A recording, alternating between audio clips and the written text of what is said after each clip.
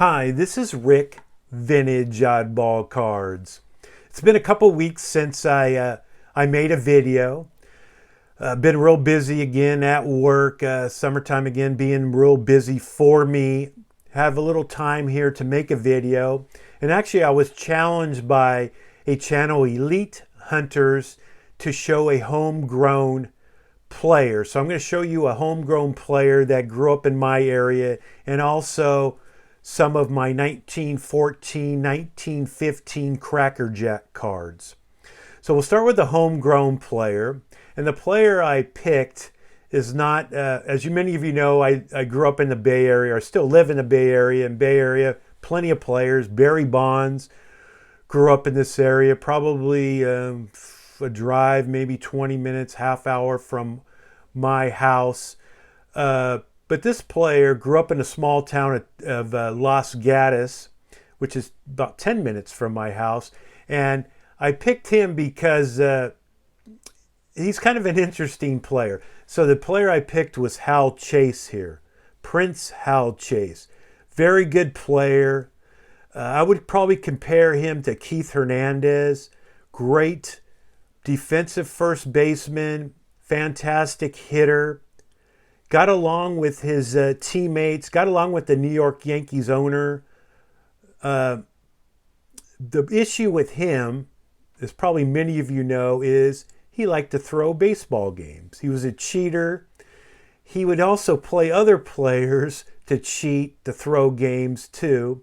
And actually, he was a middleman when it came to the 1919 White Sox throwing the World Series. He got the gamblers and the White Sox together as a middleman. So not a well-liked player when it came to baseball and morality. But what can I say? Back then, I'm sure many players had an issue with betting on baseball, but he eventually got caught, eventually got thrown out of the league. He played until he was 36 years old. Last team was with the Giants, John McGraw, and didn't play afterwards. Probably would make the Hall of Fame, probably would have been a Hall of Fame player if he didn't have that minor issue of throwing baseball games. So Prince Hal Chase here. Now, my Cracker Jack cards, we're going to start with the 1914 Cracker Jack, and this is of Tommy Leach here. And the 14s are more rare than the 15s. They came out in 2 years, 1914, 1915, more rare.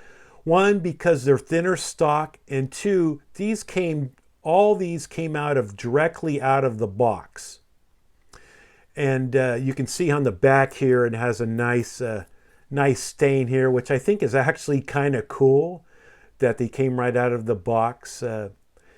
So let's see here. Tommy Leach, a good player, played third base next to Honus Wagner, was on the first World Series team, 1903. His nickname was Wee. Tommy, he was a short player, if you see some of the photos of him. But Tommy Leach, 1914. Next I have here, that was my only 14 card. I have some 15 cards here, and this is 15 of Burt Shooten. And you can see they're pretty much identical. The only thing you're going to really notice on the back here is they're upside down. The 15s are upside down, and the reason for that is you could pick up an album for the 15 cards, and it was upside down. These cards were meant to be in a photo album. So let's see, Burt here, Shooten. What he's famous for is not being as a player, but he's more famous for being the first permanent manager of Jackie Robinson, and was one of the last managers to actually wear a suit on the field. Was great friends with Branch Rickey, and that's how he ended up getting the job. So Burt Shooten. I have a Herbie Moran in a 1.5. Seems like I showed this player each week here, and that's the best second baseman of all time, Eddie Collins. And again, fantastic second baseman, a great player for the A's, Hall of Famer. And this one is in a 4, as you can see, in an SGC old slab. This is a new slab, PSA new slab of Rabbit Moranville here. And Rabbit here was one of the first clowns of baseball, practical joker, Hall of Famer, shortstop, great defensive player, played for 23 years in the major leagues as a shortstop. So Robert Moranville, Hall of Famer, I think in 1954 he was inducted. And this card here I actually got at the National last year in Chicago.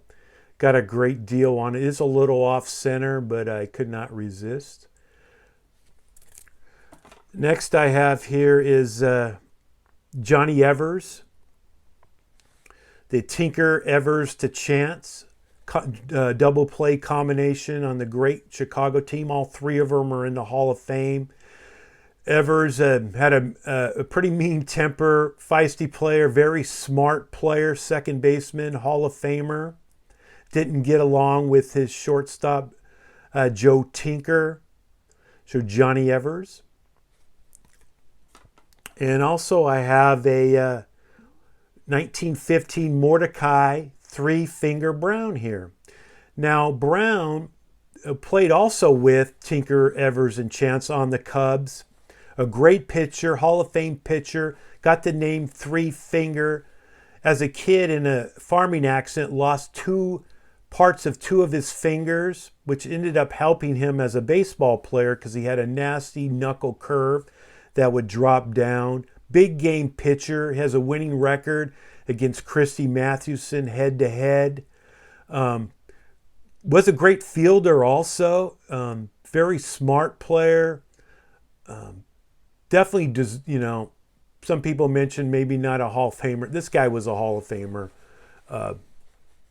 In any era, this guy would be a Hall of Famer.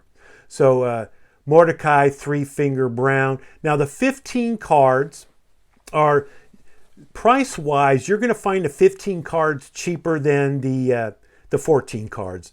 This 5 here in the old SGC slab is probably going to run you around $600-700. The 15, whereas if you had the Mordecai Brown in the 14, it would probably run you double that, at least double that. You're maybe about $1,500 for a 14 Mordecai Brown. Again, 1, because of thin stock, and 2, you can also get these not only out of the box of Cracker Jacks, but you could purchase this, a factory set with 100 coupons, or 1 coupon and 25 cents would get you a factory set, which if you had a factory set right now, you could retire, and your family could retire, and anyone you probably know could retire if you had a factory set. Because these cards, not only you would have Mordecai Brown, but you would have Joe Jackson, Ty Cobb, Christy Mathewson in the set. So pretty cool. Love these cards, Cracker Jack cards. Thanks again for watching. This is Rick, Vintage Oddball Cards. Bye.